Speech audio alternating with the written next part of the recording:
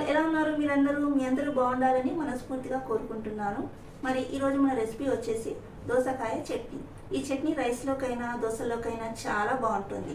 మరి మిగతా process start చేసే ముందు నేను ఈ దోసకాయకి పై తొక్కను తీసేసి అలాగే కట్ చేసుకొని మీ ముందుకు వస్తాను. చూడండి, నేను దోసకాయను ఇలా సన్నగా కట్ చేసుకున్నాను. మిగతా పదార్థాలు వచ్చేసి ఎండుమిరపకాయలు, చింతపండు, ఆవాలు, ధనియాలు, వెల్లుల్లిపాయలు, పచ్చిశనగపప్పు, మినపప్పు, జీలకర్ర, మెంతులు. మరి మిగతా ప్రాసెస్ స్టార్ట్ చేద్దాం. దోసకాయ పచ్చడి కోసం ముందుగా కొన్ని పదార్థాలను వేయించుకోవాలి. స్టవ్ ఆన్ చేసుకున్నాను. అందులో కాస్తంత మెంతులు వేసాను. మెంతులను కాస్త వేయించాలి. అలాగే ఇప్పుడు అందులోకి మినప్పప్పు ఒక స్పూన్ వరకు వేసుకోవాలి. చూడండి, ఒక స్పూన్ వరకు మినప్పప్పు, అలాగే ఒక స్పూన్ వరకు శనగపప్పు, హాఫ్ స్పూన్ వరకు జీలకర్ర, ఒక 2 స్పూన్ల వరకు ధనియాలు,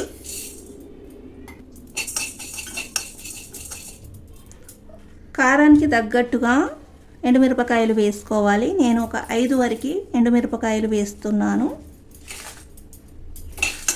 5 నుంచి 6 వరకు వేసుకుంటే సరిపోతుంది. చాలా బాగుంటుంది టేస్ట్. అలాగే ఇందులోకి కొన్ని వెల్లుల్లి రెబ్బలు వేసుకోండి. నేను ఒక 4 వేస్తున్నాను. ఇలా కాస్త రంగు మారేంత వరకు వేయించుకొని స్టవ్ ఆఫ్ చేసుకొని చల్లారనిచ్చి మిక్సర్ గ్రైండర్లో వేసుకోవాలి. చూడండి, ఈ విధంగా వేయించుకొని స్టవ్ ఆఫ్ చేసుకోవాలి.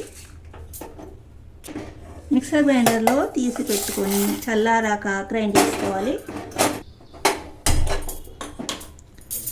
మరి దినుసులు చల్లారేలోపు నెక్స్ట్ ప్రాసెస్ స్టార్ట్ చేద్దాం. దానికోసం ముందుగా కాస్తంత నూనెను వేసుకోండి. బాండీలో నూనె కాస్త వేడిగా అయ్యింది కదా. ఇప్పుడు అందులోకి ఇలా సన్నగా కట్ చేసి పెట్టుకున్న దోసకాయ ముక్కలను వేసుకోండి.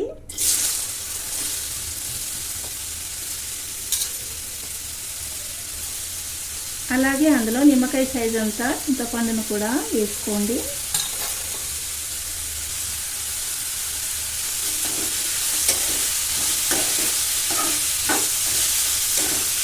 అంతా ఇలా ఒకసారి బాగా కలిపేసుకొని అందులో ఉప్పును వేసుకోండి. పచ్చడిలో సరిపడేంత ఉప్పు యాడ్ చేసి ఇస్తున్నాను. 1 టీ స్పూన్ వరకు పసుపు కూడా వేసుకోండి.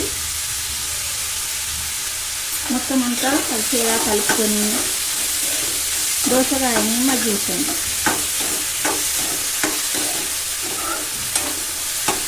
ఈ దోసకాయ పచ్చడి చాలా త్వరగా అయిపోతుంది. అలాగే ఈ దోసకాయ పచ్చడి రోటీలోకి, దోశల్లోకి, అలాగే రైస్లోకి చాలా బాగుంటుంది. తప్పకుండా ఒకసారి ట్రై చేసి చూడండి. మూత పెడదాం. మధ్య మధ్యలో ఇలా మూత తీసి కలుపుతూ ఉండండి.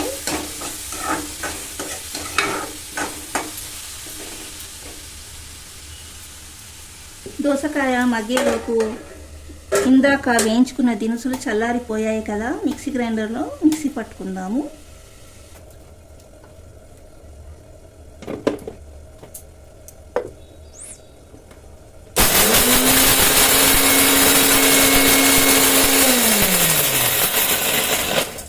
పచ్చడిలోకి పొడి రెడీ అయిపోయింది.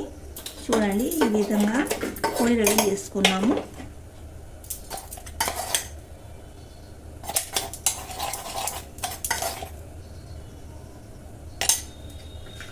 చూడండి, దోసకాయలో వాటర్ ఉంటుంది కదా, అదే వాటర్లో దోసకాయను మగ్గించుకుంటున్నాను.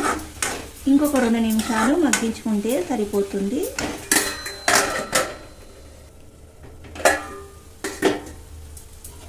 చూడండి, దోసకాయ ఈ మాత్రం మగ్గితే సరిపోతుంది. చల్లారనిచ్చి మిక్సర్ గ్రైండర్లో వేసి గ్రైండ్ చేసుకుందాం.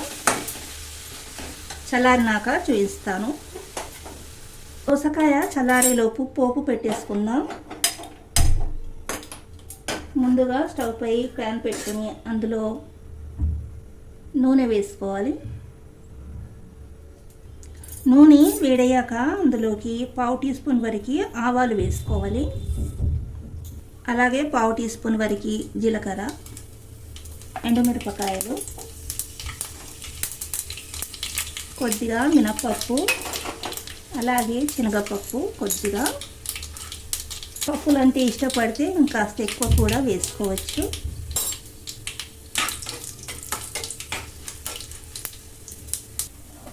కరివేపాకు, ఫైనల్గా ఇలా కొత్తిమీర వేసుకొని స్టవ్ ఆఫ్ చేసేయండి. అంతే అండి, పోపు రెడీ అయిపోతుంది.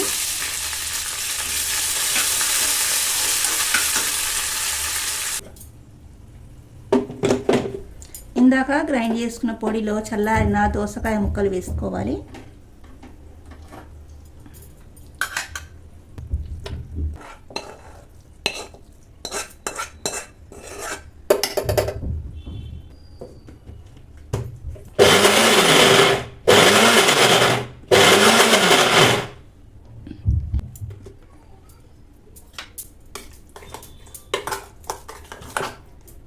ఇలా మొత్తం పేస్ట్లా కాకుండా కాస్త బరకగా గ్రైండ్ చేసుకోవాలి. అప్పుడే పచ్చడి అనేది చాలా రుచిగా చాలా బాగుంటుంది.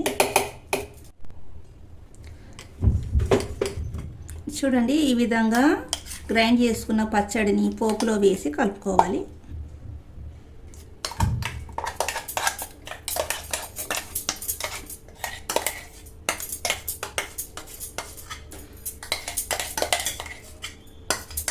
ఇలా గ్రైండ్ చేసుకున్న దోసకాయ మొత్తాన్ని పోపులో వేసి కలిపేసుకోవాలి. ఇలా మొత్తం అంతా పోపులో కలిపేసుకుంటే కమ్మకమ్మని దోసకాయ పచ్చడి రెడీ. చాలా టేస్టీగా చాలా బాగుంటుంది. కమ్మకమ్మని దోసకాయ చట్నీ రెడీ అయిపోయింది. చూసారు కదా ఎంత తక్కువ టైంలో ఎంత టేస్టీగా దోసకాయ చట్నీ రెడీ చేసుకున్నాము. మరి మీరు కూడా ఇలా ఒకసారి ట్రై చేసి తప్పకుండా మీకు ఎలా వచ్చిందో కామెంట్ చేయండి. మరి నేను చేసిన ఈ దోసకాయ చట్నీ రెసిపీ మీకు నచ్చితే తప్పకుండా ఒక లైక్ ఇవ్వండి. అలాగే మన ఛానల్ని సబ్స్క్రైబ్ చేయండి. Thanks for watching.